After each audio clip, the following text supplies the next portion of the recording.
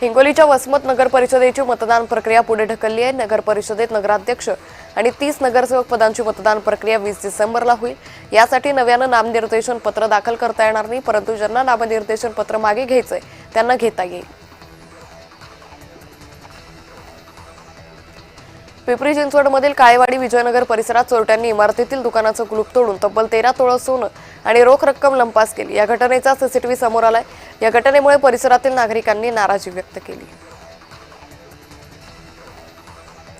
अमरावतीतील चिखलदरा इथं अनोखा उपक्रम राबवण्यात आलाय। गावातील आदिवासी बांधवांनी आपल्या पारंपरिक गदली या नृत्याच्या तालावर उपजीविका संस्थेच्या सर्व पदाधिकाऱ्यांचं स्वागत केलं।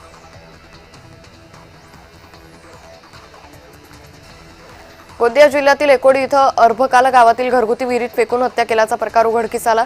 या घटनेमुळे एकोडीसह सर्व परिसरात खळबळ माजली। पोलिसांनी तपास घेतल्यानंतर कुमारी मातेनंच हा प्रकार केल्याचं समोर आलंय।